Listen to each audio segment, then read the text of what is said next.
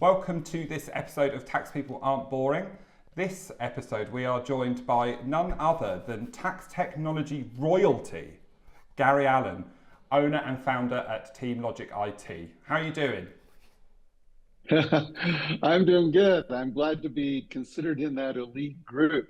Well, there's not many of you, but before we even delve into that, Andrew has a question to ask. I do have a question, and I know, Gary, you may have changed and moved a little bit out of tax, for the time being, but are tax people boring? No, absolutely not. You can say yes. It's absolutely fine to say yes. I have many stories that would prove that point, including conferences from Thomson Reuters where, let's just say, I was surprised at the lack of boringness. Yeah, absolutely, absolutely. And I think if we were to on that point, so as Carl mentioned, well, I want to know what this lack of boringness is. Well, it's the whole royalty side, right? Gary, I consider you one of the godfathers, if not the godfather of sort of tax technology. You are literally... He actually says this, by the way. So, we've spoken to other people on different episodes of this podcast, and he goes, yeah, we're going to speak to the godfather. Well, and I'm like... Now, we were obviously introduced by our good friend Steve James, and, I've had the pleasure of spending time with you guys and yourself and, discussing some of the great stories you've had. But if you can talk to us about how you got into tax, right? And obviously, I'm in tax technology, but tax technology may not necessarily have been around if it wasn't for people like yourself. So can you explain how you got into tax technology and your route to superstardom, royalty? Sure. Your ascension. Yes, to my current reign. That's awesome. So I want to be sure that we start out explaining that Sabrix, which is what I'm going to talk about how Sabrix was formed and kind of revolutionized the whole tax technology industry. It was started by me and John Brandt and Eric Christian. So it was really a triumvirate of royalty. Yeah. I give credit where credit is due. But it all started when I was the director of information systems at a company called Tektronix, Tektronis. We've heard of them, yeah. And we made spectrum analyzers and oscilloscopes and all kinds of scientific equipment. But I was tasked as the director of information systems with replacing all of the legacy systems with Oracle financials clear back in 1992, wow. 93. And that was in over 100 countries. So it was a big project. Oracle Financials was relatively immature at that point in time. And so we had to develop a number of workarounds, if you want to think about them like that, in order to make the worldwide implementation of Oracle go as smoothly as possible. Among those were intercompany accounting, multilingual invoicing, and also sales tax and value-added tax management. We leveraged part of that with a company called Taxware, and they provided some US-based kind of capabilities for us initially. But we really pulled together a really nice suite of being able to manage not only tax, but just the behind-the-scenes processing of all the things that it takes to run order management and accounts payable in a worldwide company with a relatively immature product at that time, like Oracle Financials. So Gary, on that one, though, you talk about the immature product, but I suppose around that time, right, it's almost like green screen. It's the technology wasn't, the technology was transitioning at a fast pace. So actually, even though Oracle was, an immature stage at that point, what you would potentially have been using previously was even further behind. Oh yeah, I mean, we're talking old legacy IBM mainframe kinds of stuff. Yeah, most people listening to this probably don't even know what that is. But we went around and started talking we presented at a number of Oracle conferences around the country, and we started to get some traction from Fortune 100 companies who started calling me saying, hey, I was really impressed with what you guys are doing with multilingual invoicing and sales tax and value-added tax. We'd like to get that software from you. And is that when you knew what you were doing was really gonna sort of change things? It started to kind of come that way because I got all these phone calls, and then I went, I told them, look, we make the spectrum analyzers and oscilloscopes. We don't really make software. And they say, yeah, but we really need that. And so I went to the CFO and the CIO of Tektronix, and I said, I have an idea. We're getting all these people interested in what we've developed. So I think we should form a new division of Tektronix, and I should be the president. And so they said, okay. Is that easy? So actually, don't get any ideas, Carl. Yeah, it was actually that easy. So we started to go down that path. And about 6 months into that, Tektronix decided to divest themselves of a couple of divisions, and I started to get lost in the shuffle because they had assigned a business analyst to work with us to develop this. So I went back to the CFO and the CIO, and I said, guys, we're missing the window of opportunity here. These people keep calling me. We need to do something. And they said, well, what do you want to do? And I said, well, I'll tell you what, since you're going to have to lay off a bunch of people anyway with this divestiture, why don't you lay me and Eric and John off? I had talked to them previously to make sure they were okay with me. I was going to say. But yeah, but I said, why don't you lay us off, give us 6 months severance, and give us the rights to all of the software that we have developed, every bit of it. And they said, okay. So you asked to become a president, they said okay. Then you said, we want to be fired, they said okay. You wanted another IP, they said okay. I'd give you 6 months worth of salary for the privilege, yeah. This is great. Yeah, almost, yeah. So it shocked me a little bit, but we actually got an attorney and we worked out all the arrangements for all that. Now, keep in mind, none of us were entrepreneurs in that sense. We've never gone for venture capital, but soon we found ourselves doing that. So we rented a little basement apartment, the three of us. Well, there was a fourth one, but she didn't stay very long, but the three of us rented this basement apartment. And then we ran into a gentleman by the name of Mehrdad Tala-Ifar, who you might know. Mehrdad used to work at Anderson, and he became a good friend of ours and eventually became part of our business development team. But Mehrdad said, hey, I know, because we had developed a way to leverage the internet to centralize tax calculation and processing for multiple divisions and companies all at the same time within a central repository. That was the big revolution that we had developed because we needed to be able to do that for our own business at Tektronix, right? So this and there was nothing. A lot of people will be like, oh yeah, well, that's just a given, but till somebody did it the first time, it was never done before. Yeah. So yeah. Never done before. The way that was done before we came along was little calculators on every little system with rates and rules and things, and then people would process tax, and then they would have to then go and collect all that from all these different disparate repositories and try to figure out how to even file a tax return. So in our case, we were fortunate enough that we had figured out a way to centralize all that so you could still have independent business divisions running sales tax and value-added tax calculations, store the results of it, and then have a centralized repository for filing and managing and reporting on all of that. It was pretty revolutionary. I mean, it's the DNA of most modern systems. Yeah. So, exactly. But we were brand new at that thought.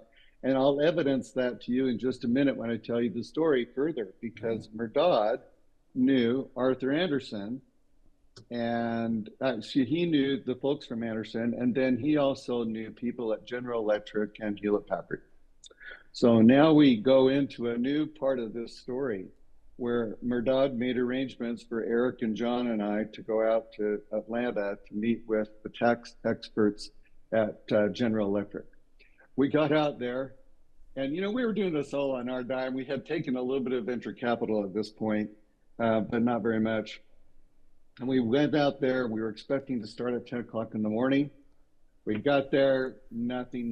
We're sitting in the lobby. 2 hours later, we're still sitting there waiting. They come out, oh, sorry. And we're like, yeah, this is going to be a bust. But they came out of the meeting and then they said, oh, sorry about that. Let's go into this other conference room. So we went into a conference room. We showed them the slides that described this centralized repository and what we had started to develop at Tektronix. And I kid you not, their jaws literally dropped. I wish I had a picture of it. That every person in the room was just like, what? And so they said, stop, follow us. And so we went across the lobby back into a different room. And they said, we have assembled all of the experts from all of our divisions around the world to come together in the last week and a half to help to plan what we think a worldwide repository and management system of value-added tax and sales tax could look like. Wow. We walked in the room, and up on their whiteboard was Sabrix. It was incredible. Everything that they were hoping would be a part of a solution for a worldwide system, leveraging the new technology of the internet, was up on their whiteboard, and it matched our slides almost exactly. Wow. I mean, this is like a movie at this point, isn't it? Yeah, yeah. And so that was just so exciting. I can't even tell you. We were just like, seriously? And validating, I was going to say, so hang on, this lady that did work with you for not very long, she didn't somehow had moved across and taken all your ideas, had she? No. Unfortunately, she kind of got sick and she wasn't able to continue with this. Okay. But yeah, but that's a good question. No, there was no subversion going on. Isn't that crazy? But just literally like in that timing for you to be there within a couple of weeks for something, that is... It's like a tax arms race. Everybody's got an idea, but you've come with it already realized. Yeah, I mean, and there were, of course, some areas that were not exactly a match, but the general concept and the way of doing that and what we had already been doing for Tektronix was pretty cool. And so that started down a path to get a contract going with General Electric, and who could ever dream that would happen as you start a company, right? But then the story gets even more fascinating because not 1 or 2 weeks later, Mehrdad set up a meeting with his contacts at Hewlett Packard out in California. So we walked down to we flew down to their office, and we went in and we explained our slideware and everything, and their jaws just dropped. And they opened up the whiteboard, and on their whiteboard was their vision of what centralized tax solution could look like for Hewlett Packard with all of their divisions. Unreal. Yeah, I'm not kidding. This was just an amazing experience. And so that led us to not only have Hewlett Packard and General Electric as our first customers. Wow. But just a sort of like, dip your toe in the water, with some really tiny little company. Yeah. Let's start small, right? That's a great idea. Let's walk before you run. And I don't shy away from this. As I mentioned to you, Andrew, Taxware was our partner for the United States, even when we started Sabrix. And then I don't know what got into them. I think they were threatened that they were going to make money every time we sold to General Electric or whoever, right? But somehow they just, I don't know, they just got paranoid. And so anyway, they dreamed up a false lawsuit. And so just as I was about to sign the contract with General Electric, I was actually in Connecticut ready to sign it. And I got an email from my CFO saying, stop, we're being sued in Boston District Court by Taxware. Wow. And they want to have us cease and desist immediately for violation of intellectual property. They claimed that we were stealing their code and everything, but it was all frivolous. But it ended up, by then we had taken on some significant capital, and I think they thought we were just going to roll over and say, oh, we're afraid, but we weren't. And so we ended up getting literally the world's most expensive intellectual property attorney, $800 an hour. Oh, wow. That back then, this is like 2001. Yeah. So we ended up pretty much getting Taxware on the run. We had them to the point where they wished they had never poked that bear. because it started to move towards, there could have been some criminal things and other things going on. So, but that was a dark time because Eric and John and I were naive. We just thought, because they were suing not only Sabrix, but the three founders personally. Wow. Yeah. Oh yeah. They were trying to take our homes and everything. It was nasty.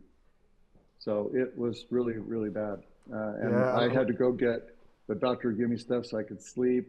And we just thought it was over.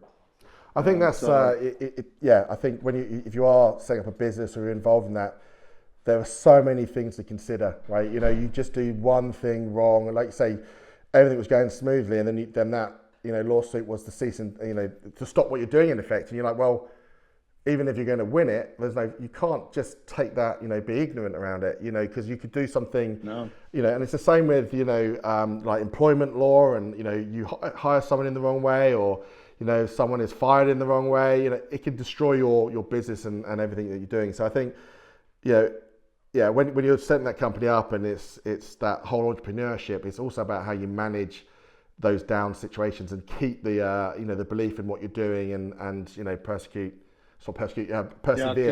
Because what ended up happening is, of course, we had to disclose to Hewlett Packard and General Electric that we were being sued, and then that put everything on hold. So that was scary, but ultimately what ended up happening was the best thing that ever happened to us, right? This is how you change dark to light, right? Because we were getting US content from Taxware, and then we're like, well, now what are we going to do? We had our international content from Tektronix, but the US content was from Taxware, and so we didn't know what we were going to do about that. And then by the time we kind of got Taxware, we had to go to court and prove that we had none of their crappy code and all that stuff. And then we all agreed to part our ways, and they agreed to never come back and talk to us again. But then we were left with, well, now what do we do with US content? Yeah. And so we built a Chinese wall and actually had engineers and content people developing new content from scratch so that they could never claim that we were looking at their content, right? And then eventually we cut our ties with Taxware and moved on. But that ended up enabling us then to sell worldwide and US-wide all content. So we would have always had kind of a string attached to Taxware and what they wanted to do about it. And that way we were in charge of everything. Right? Exactly. And the further you'd gone down, the longer that relationship, the harder it would have been to have sort of parted ways as well. That's amazing. Yeah. So that was a really important, very dark time, very hard. We spent, I think we spent $800,000 on attorney fees. Yeah, and imagine if you didn't have that VC funding, they would have killed you. You wouldn't have been able to. Yeah, we would have been dead. Maybe but that's I think they didn't realize that, because when we got into the court and our attorney was kind of cleaning their clock, I think they were like, uh-oh. maybe that was the situation. Like maybe they thought that you would roll over, then they could buy you very cheaply. So boo them. Okay, I do have a question, Gary. Who had the better design, HP or General Electric? I'll plead the fifth on that one. I will tell you though, it was providence for us though, because General Electric was primarily an Oracle shop, right, worldwide, and Hewlett Packard was primarily an SAP shop, which of course we didn't have very much experience in SAP. But we knew in our business plan, even as immature as it was, that in order to work with the big business systems, we were going to need both Oracle and SAP, and then of course eventually PeopleSoft. So that was like another really key serendipitous kind of thing for us, right? Because the contract that we ended up working out with both of those companies is that they would work together. General Electric would work with us to strengthen the tax engine to do what it needed to do, and they would help us to develop an integration with Oracle that was much more rich. And Hewlett Packard agreed to do the same thing, and we kind of worked out how intellectual property is handled and all those kinds of things between those integrations. But ultimately, Sabrix ended up owning our share of what we wanted to do with those integrations, and Hewlett Packard could do what they wanted to do, and General Electric could do what they wanted to do. So it all worked out really, really cool, and it was an awesome experience. And it was hard, right? Because they had a lot of demands. It's not like we were like starting small.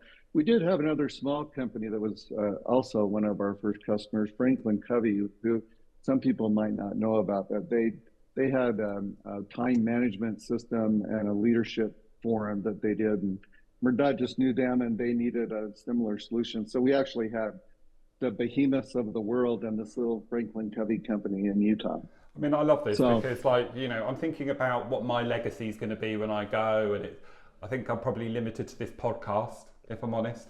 But you've got a whole other thing. I told you this podcast would be good, didn't I? Well, yeah. No, yeah. I think that's. I do have another question though, right? I know that Oracle over the years has, it's actually created its own tax engine, or even it becomes populated. But SAP, surely that's just literally been the same since your days, because SAP doesn't seem to have changed from their tax. It's very, was it as rigid back then as it is now?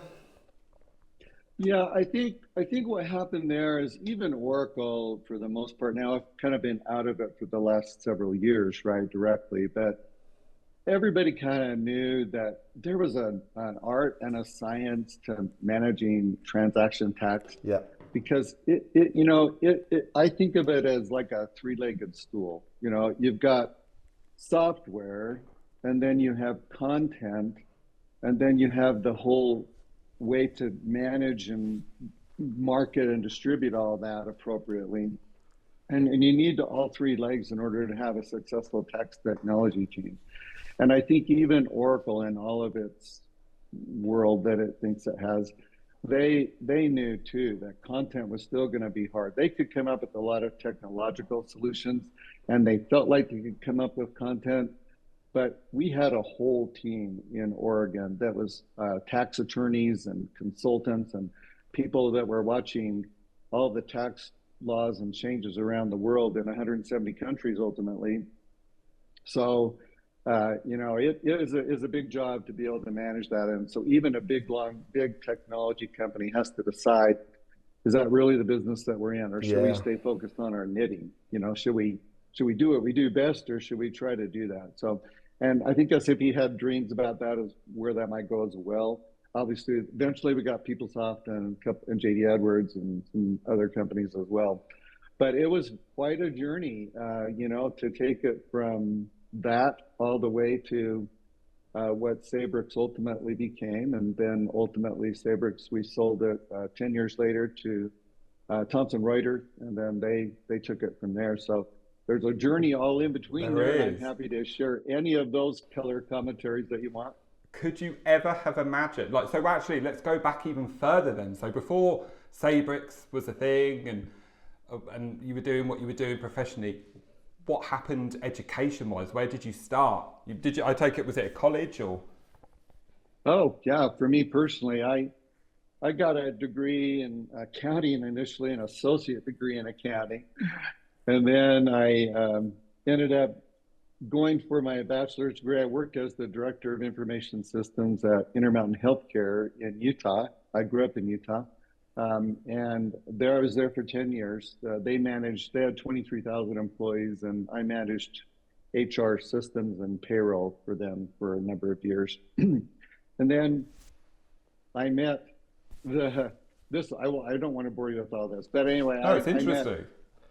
I met the senior VP of Human Resources, and she became my boss there at Intermountain Healthcare. And then she had a friend who was an attorney up in Oregon, and then both of them found an HR consulting company that actually were a bunch of former HR people from Tektronix, believe it or not, that started an HR consulting company. I feel like that's a full circle moment there. Yeah, I know, right? I never even thought about that. But then Kermit, her name was Kermit, and then Alan Euler was the attorney. We decided we were going to buy that consulting company. That was my first adventure into entrepreneurship. So I relocated my family to Oregon. I had 5 kids at that time. I left Intermountain Healthcare, and Kerma was commuting up there, and Alan lived up there. And so she made arrangements. She became the senior VP of human resources at another healthcare company up there. And then I worked for her there with the intent that we were actually behind the scenes going to buy this consulting company. Well, let's just say that didn't work out because Kerma had the money, Alan had the legal, and I had the technology background. But her husband went up to Oregon in March of 1989, I think it was. And he went skiing up on Mount Hood. Now, if you know anything about Utah, Utah has like 10 ski resorts within 45 minutes of the airport, and it's famous for the best snow on earth. Oh. And so Kerma's husband flew up to go skiing while we were working up there. She was commuting, remember. I had moved my family, and he goes up and goes skiing on Mount Hood on a very sloggy day. And the snow was horrible. And he went back to his wife and he said, Kerma, we are not moving to Oregon. I can't ski in this. Wow. So that plan is dead. And so she left and took her money with her. Wow. Well, when so one door closes. Yeah. Isn't that like a completely, opposite to the whole way that Sabrix got started and the timings, and it's literally the other way around. Yeah. Just because someone went skiing and didn't like it. Wow, what a contrast. Oh God, you say that's like a butterfly effect moment, isn't it? Yeah. Seriously, over snow. But anyway, so then I was stuck up there, and I decided, well, I've already moved my family, so I might as well get a job. So I was working for the healthcare company, but it wasn't going to be long lasting. So then I ended up working for a couple of other technology companies in Oregon. And then I got laid off there, and this is a cool story because I had a family of teenagers at this point, 5 kids, and my wife was home, and I got laid off with 90-day severance. And so on day 89, I had been applying at other companies, including Tektronix, but I wasn't getting very far. But I had run into the secretary at Tektronix, and I sent her a thank you note, thanking her for helping me to get in to talk to a couple of the executives about my background. Well, that led her to be really impressed. So she went back to the VP of Human Resources at the time and said, no one has ever sent a thank you note to me. I think you should hire Gary Allen. And so I got a call on day 89 of my layoff period, where I was going to run out of cash. I got a call from the VP of Human Resources at Tektronix saying, we really would like to make an offer to you. And so then I started at Tektronix. It just goes to show them that manners cost nothing, but they can get you everything. But what a lovely thing to do, and to be recognised as well. Yeah, and I mean, because I can imagine you must have been feeling quite desperate at that point, but you still took the time to do that. I was stressed. I can't even tell you, to be running out of money. We didn't have a lot of savings and things, so that was really tough. So I started as the director of HR systems at Tektronix, and within about 3 months, that's when they made the decision that they were going to move to Oracle Financials. And I had gotten to know some people, and for some reason, they were a little impressed with me. I don't know what they were. Maybe they were smoking marijuana or something. It wasn't legal back then, legal. I don't think. It's legal in Oregon. But anyway, so then they said, hey, would you like to move over and work in IT formally with us? And so me and 2 other directors took on that responsibility of building out that whole worldwide deployment of Oracle Financials. So that's kind of an interesting backstory of how I got there. It is. It is. I mean, interestingly though, you do see that as, you may have impressed someone to be moved over. Maybe you actually pissed someone off and they wanted to get rid of you and pushed you into that Oracle project. Only you, Andrew, could find a way to spin it in such a way. Look at the success you've had. I think I can say that. He's trying to tear you down, Gary, but pay him no mind. No, I think that is absolutely brilliant. I think you've got to. one of my philosophies in life is take the opportunity when it comes up, and if the opportunity isn't there, create it yourself, right? You're never going to win the lottery if you don't buy the ticket. And that's what you've done there. You in effect created that opportunity because you wrote the thank you letter, you did the extra things. And I think in life, too many people just give up, or they don't follow things through. That's how I got a job at Innovate Tax, actually, because they were advertising for a marketing person, and when I applied, it wasn't quite. I was a little bit more than they were expecting. It's definitely a lot more. So I said, don't worry. If you need some help trying to find the right person, I know a few people. Perhaps I can put you in contact. Next thing I know, I'm in for a meeting, and it turns up for a chat about it, about how I can help them find something. Next thing I know, I'm being hired. So Yeah, I think absolutely. I think that's the really important thing. Obviously, this podcast, tax technology, everything else, and I think the tax technology world is so big. It covers so many different areas. Obviously you're right that the beginning of it, but your background obviously wasn't tax, but it wasn't it wasn't even finance. You did the accounting, but you had the basics. But it shows that you can take skill sets from any part of the business and apply those into that tax technology world. And I think a lot of it is you don't need to know how to do something, but if you know how to find a way of doing that thing, then you can pretty much do anything. And I think that's the really, really important, is to have that skill. Yeah, you hit on a good point there, Andrew, because you were talking about education. So I was mentioning I was getting my business degree. Intermountain Healthcare paid for quite a bit of my bachelor's degree, and then when I went to Tektronix and I started working on the Oracle project, part of the deal that I kind of made with the CFO and the CIO was, okay, I'll take you through this Oracle world. And I thought the project would take maybe 3 or 4 years, but it actually took 7 years. It was a big project to roll that out around the world. But the deal was that they would pay for my executive MBA when I completed the project. So about in 1997, 98, I ended up completing the project. And I went to him and I said, okay, well, by now I'm pretty high up within Tektronix. I report to the CIO. The CFO was a Wharton School grad, really brilliant man named Carl Noyne. And he met with me and he said, Gary, why do you want an executive MBA? And I said, well, because, that was the deal. And he said, yeah, but the reason you want an executive MBA is get you in the door at a higher level at a higher salary. Now, there's education that goes along with it, but really it's the credentials that you were looking for, right? And I said, yes. He said, but now here you are. You're like, that isn't really going to take you where you want to go. Why don't you let us send you out to Harvard and go to the Delivering Information Systems Executive Program at Harvard? Oh, wow. It costs a bit lot of of a money. step up. Yeah, really. And I was just like, that is a cool idea. And so we worked it out where they paid for me to go this very expensive program at Harvard. I moved, I didn't move, my family stayed there, but then I went out to Boston for 3 months, and I lived in the business dorms, and we started at 7 in the morning and went till like 9 o'clock at night every day. And I got really, really fascinated by that method of learning. The Socratic method of learning at Harvard just was so cool. And it fueled, if I had an entrepreneurial bug, that cinched it in.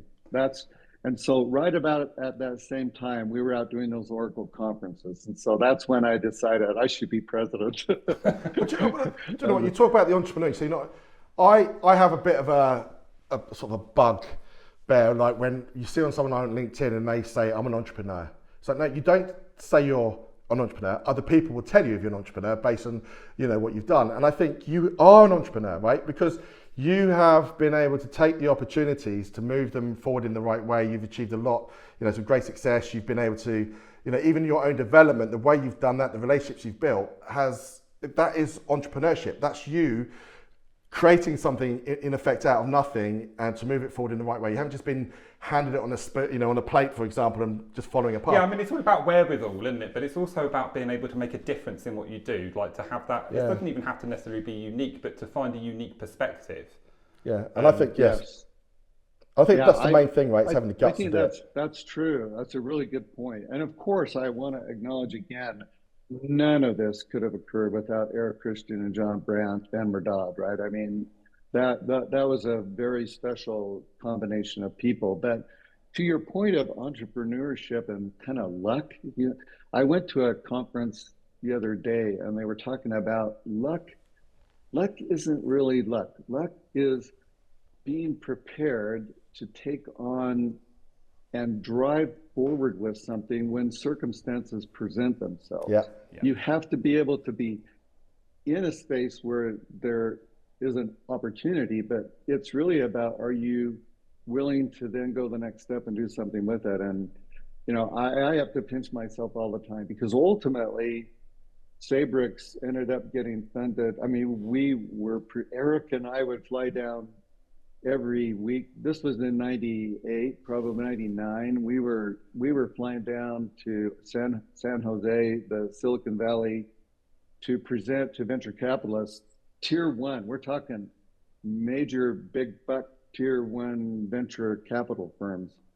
And it was, I mean, Eric and I just couldn't believe that we were doing that. But when your first two customers are General Electric and Hewlett Packard, you do get a little bit. You got a bit of pedigree there, I'd say. Yeah, you do kind of get some attention. In fact, General Electric Capital was going to be one of the first investors in this, but then they backed out at the last minute. But anyway, so to find ourselves in that world, never even dreaming that we would be talking to the world's leading venture capital firms. But when we first started out in Oregon, we got that first seed money. We were voted by the Oregonian, which is the local newspaper, as one of the top 15 startups in Oregon. I think that was in 1999, 98, 99 probably.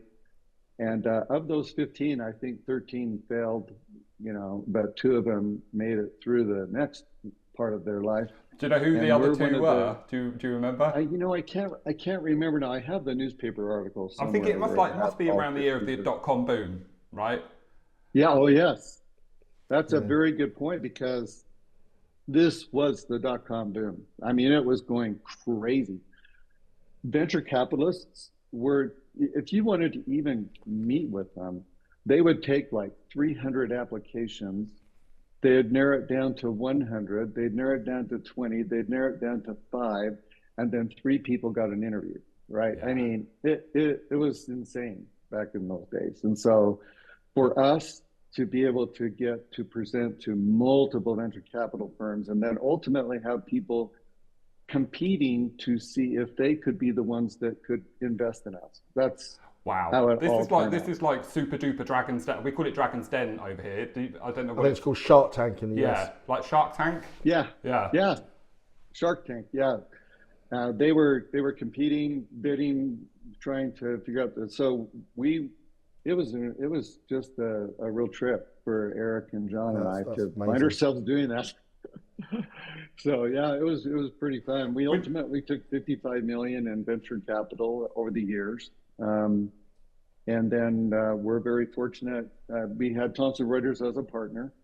Of course, when you're venture capital backed, the goal is to always exit. They don't have a plan on, lifestyle management. They invest and then they build and then they sell, right? So, but Thomson Reuters was a good partner of ours for a long number of years.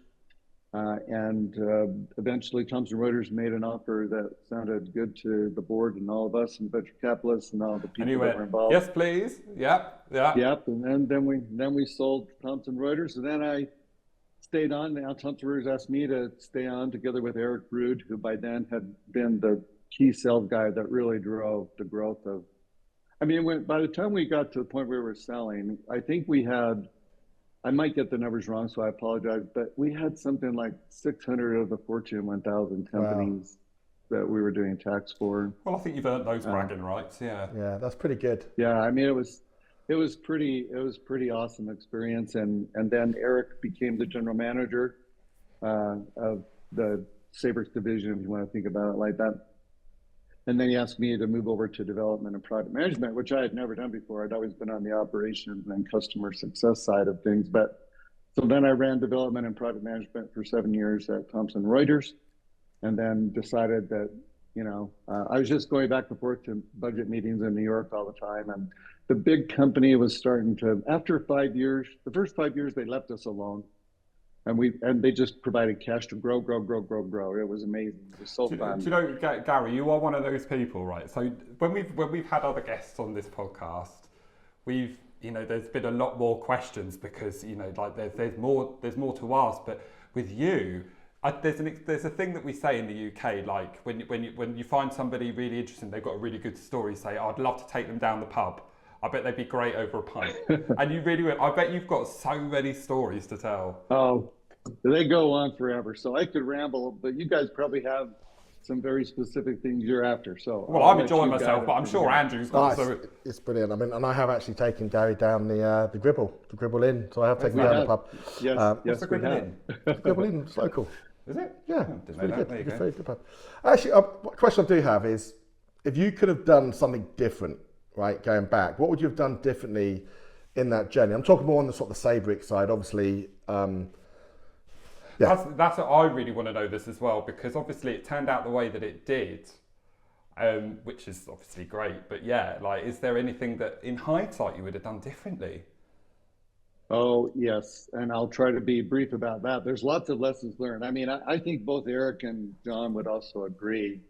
We have the equivalent of a PhD in entrepreneurship and, running a company. But I think the thing that I would say, and I try to give back now, I kind of do consulting for companies that are startups and try to help them to realize there's some things that you could have done differently. And one of those that I know that three of us would agree on is that we had a good thing going. And even though our venture capital companies that were working with us were fantastic, no complaint whatsoever, their job was to get the best value for their limited partners, right? It wasn't necessarily to take care of the entrepreneurs. Yeah.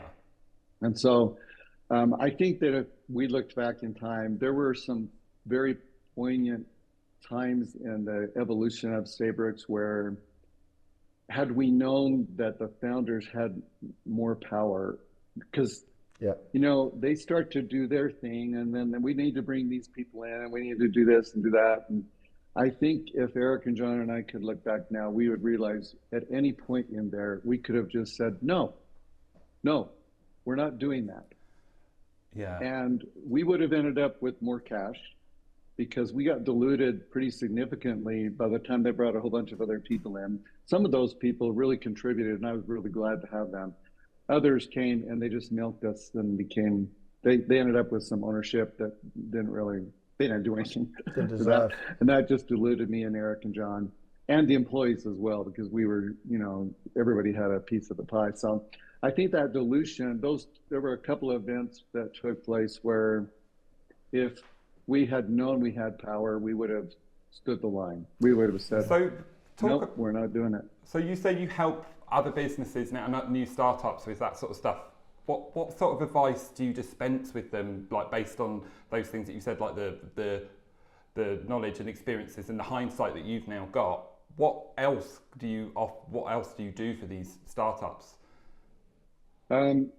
It's surprising that I've kind of come up with my own mantra on a couple of these things. It's probably not my own. Somebody probably already came up with it. But I first listen to what they're pitching. What is the business that you're trying to get into?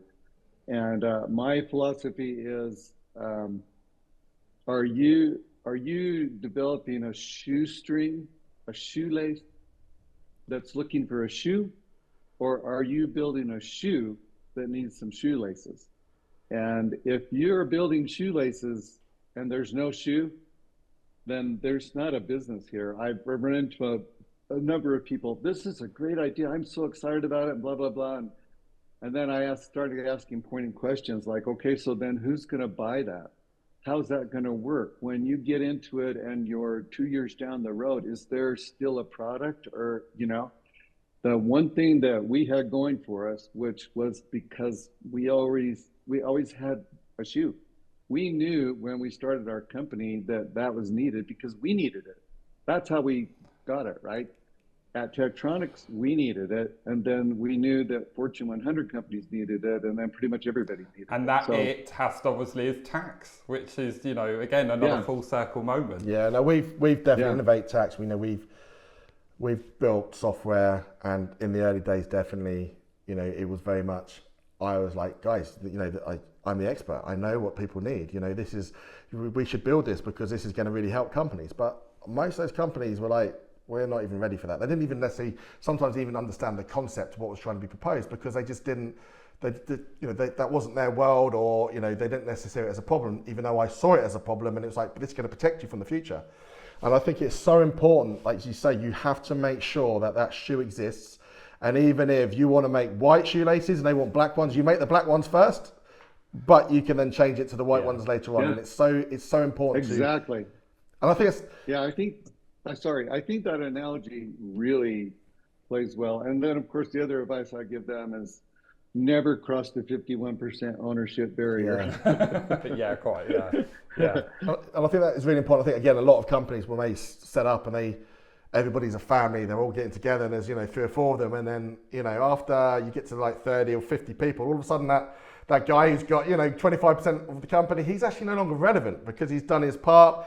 You need to replace, and it's like, but how do I do that now? And I think that's another thing. And I know this, we're sort of moving, but I think from a... if it's interesting, it's interesting. Yeah, I think, having to maintain that control, but being fair, the other thing as well is, it's, if you have people that are coming along for the ride, make sure you treat them in the right way. As you say, the venture capitalists, their interests are above. So they may have done everything in the right way, but they're not, they're not going to necessarily treat you because... Well, I think like Gary was saying, there's going to be competing aims. Absolutely. Because everybody's got a different direction that they're looking to, different ambition for whatever's happening there and then. But it's more, I suppose what you're saying is being aware of what those different aims or objectives might be and different motives and things that people are aiming for. And I think that's true of anything that you do in life, right? Yeah. And even in professions.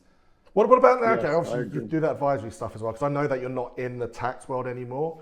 And that, so recently you've moved away. So what do you do now? Have you've, is it complete? Oh, yeah.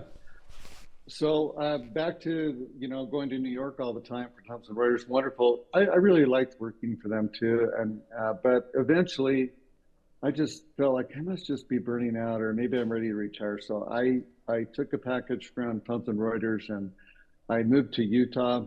I left Thomson Reuters and I moved to Utah because by then a lot of our family had already come back to Utah from Oregon. We were there for 28 years and now we come back to Utah. And I'm thinking I'm, quote, retiring, right?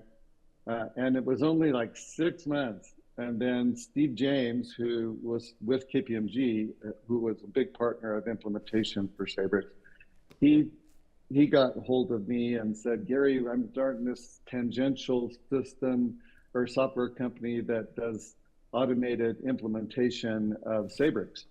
And a bunch of engineers. That's Cordiance and the Modius product. Yeah, exactly. And a bunch of engineers that ended up that used to work for me. I helped Steve to be able to get more of them attracted into his business, Cordiance. And so then I worked for Cordiance from 2017 until 2021, I think, is when I left as the chief operating officer. Had a great experience, great people. That's how I got to know Andrew. Yeah. I was going to say, how did you two meet? Yeah, because it's actually I was good friends with Steve, so Steve made the introduction. We wanted to work together, and the guys actually came over to the UK. We were over in the US, and now Andrew's got a photo of you on his desk. He looks at you and he touches the photo for inspiration every day. Yeah, I'm sure. Be careful where you're rubbing, buddy. Well, everybody thinks that I've just rubbed your hair off, but we know that it's actually the photo. You feel better. Yeah. But Steve's a great guy too, and so then I just eventually just felt like I had met Jack Perkins there at Cordiance, and he said, "Hey, I found this franchise that does IT managed services. Do you have it in you to try to do something one more time?" And I said, I don't know. And then we thought about it, and so then that's what we did. So in 2020, we bought a franchise called Team Logic IT. There's 280 locations around the United States, and we own Utah. And so now we're building another company that does IT services, everything from help desk to Wi-Fi management to cybersecurity. And so I'm not really in the tax world at all anymore. No, I know, but when are you going to stop? Will you ever stop? I mean, there's no need. That's the entrepreneurial spirit, right? That's the whole point. But I can't wait to the day that I can stop. As much as I love Innovate Tax, don't get me wrong. I'm still buying a lottery ticket every week. Well, that's my goal. They don't sell lottery tickets in Utah, but that would be a good plan. I don't know. I have to think about that, but I will tell you that I really wasn't ready to retire. I was just burned out from a big company. Great company, but I was just burned out from a big company. So once I started with Cordiance again, I just got this whole amount of energy and enthusiasm. And now, of course, I'm even in a smaller company now with just what I'm doing here. But I just needed to be involved in things and exercise my brain and Yeah. do new things. But I don't know what would have happened if I had retired in 2016 like that. I think I literally mean I think I might be dead because I think I would like, I don't know, I could only golf and Yeah, but you ski go so into this much, state of atrophy, don't you, even mentally, and you kind of just need to keep striving. I think that is what gives life purpose anyway. But I think it's all of that. It's all of that experience and everything you have. It's you talked about like the mainframes right back then, and most people wouldn't know. I mean, I always say to my kids, you know that the save icon on your computer. Oh, yeah. Do you know what that is? Oh, I don't know. It's a floppy disk. What's that, Dad? It's all right. And I think it's that type of thing which you go through, but technology may change, but the processes, things may adapt a little bit, but it's the same thing, and everybody has to adapt and move with the times anyway. So those skills, they just transfer, they change, and I think they're so valuable. Timeless. Yeah. Actually, with that in mind, okay, so I've got a question here, slightly different one. Yeah. What's something that kids today just wouldn't understand? What kids would not understand? Boy, let's see if you can get my brain going on that one. Probably floppy disks for starters, I think. Yeah. I don't think kids understand the. I'm probably not going to do great on this, but I would say the complexity of how the world functions. Yeah. I think there's a lot of. It's all kind of simplified. If they can Google it, then they can figure it out. But right? they don't even do that. The app has to literally just guide them through the app. I mean, back in our day, right, you'd get a manual this big to read through on how to turn the computer on. Yeah. Like, now you don't have anything. I mean, it is a thing though, isn't it? Like, everybody is basically de-skilled these days because that's the way we designed it. But I think, God, if the world were to end tomorrow, I don't know if I know anybody that would be able to like connect a circuit board or something like that. Do you know what I mean? Like all of those rudimentary skills seem to have gone away. Well, it's even to make a fire. I think a lot of kids. I mean, well, and I do some career counseling I try to give back to people since I've had such a blessing, to do what I've done. But I do career counseling in addition to startups and people like that. But what advice would you give me, Gary? Somebody who is, perfectly happy with what they're doing, but maybe just wants a few more perks to the job. What advice would you give? Joking, I've got it good. I would say suck up. Just suck up to him. That's the best way to get off me! You're a witness to that, Peter. No, but I genuinely, I do think with artificial intelligence and everything that's happening now, even more so than ever before, the advice I give to people is if you are going into a career where you can shake someone's hand, then you're having a less likelihood that you will be displaced by artificial intelligence and technology, because it comes down to relationships and people. And so, like, my son is a nurse, right? Now, some things can be offloaded, but nobody is going to be able to put an IV in into your body. Even artificial intelligence, maybe down the road robots will do it, but I think the more you have human interaction, whether you're a systems analyst or whether you're a salesperson that's shaking a hand of somebody and actually looking them in the eye, I think those kinds of careers are going to have a really good future that are not going to get displaced. So that's sort of the. So actually, on that one, then, right? Because I'm not a big fan of the working from home culture, because I think exactly what you said there. The best ideas, the relationships are built. And, if you look at your career, how many of those have come from the relationships you've made with the people you work with you know, if you look at my dad and you know, Steve and all these guys that you've had good relationships with, and they work with you because of you, not because of what they can necessarily get out of you. And this whole work from home culture, are you a big fan of it? I mean, it has its place, but do you think people should be in the office or should they be, you know, stuck in a box at home? I'm not a big fan. Telling you how he wants you to answer there. Yeah, I'm not a fan at all of 100% remote. I think that's a big mistake. I think because of the cost of living and everything and transportation and everything, I can see a benefit of hybrid where people can be home a little bit, not commute so much, take care of their family. But I'm with you. I think that there's more synergy, even though we have cool collaborative tools and things. We're on one right now, right? We're on Zoom. But I think that you still need that interaction. There's also something that happens. There was a great Harvard case called the human moment at work, even though it's old.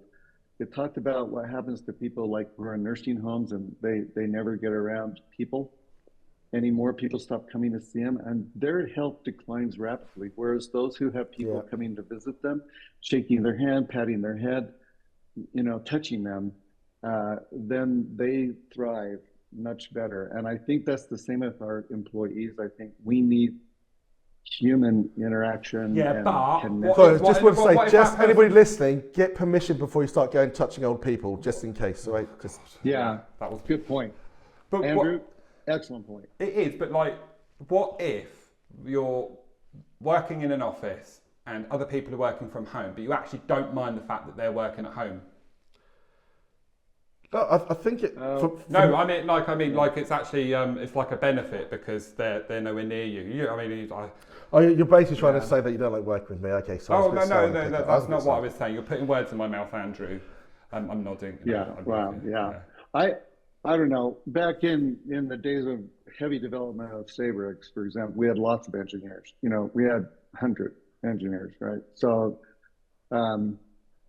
We had some that wanted to work from home and we tried it and it just didn't work very good. But I don't think we had the collaborative tools like we have today. So I know a lot of development takes place outside of our country and, you know, so I'm kind of old fashioned that way. But I still kind of like that human interaction and connection. It's what brought me back to the office because I think I was doing I'm so conscious of time, sorry, we're going to wrap up soon, but I after COVID, I kept that home working thing and I think I was doing 4 or 5 days in an office. And then I think over the last year, that's changed from 4 to 5 days at home. And over the last year, that's changed to 4 to 5 days in the office.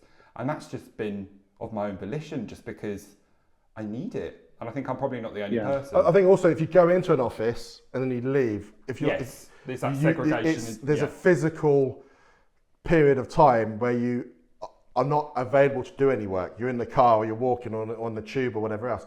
So therefore, when you get home, your mentality is like, rather than I'm just going to carry on working and get this finished, you may be, actually, I'm going to make dinner, I'm going to spend some time with the kids. Right? You know, because I find that if I'm just working in the office, I'll just keep working.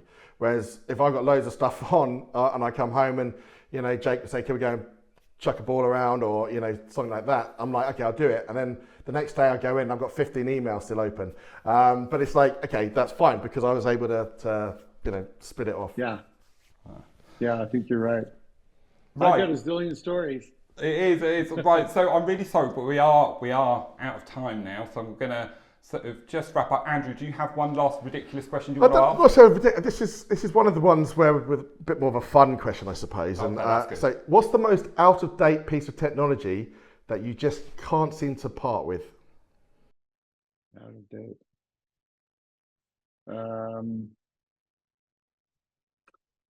It's not even technology. Back to the Franklin planner days. Is it a Filofax? It's a Filofax! I still have a day planner that I use every day, even though I have technology to manage tasks and I use Outlook and all kinds of stuff.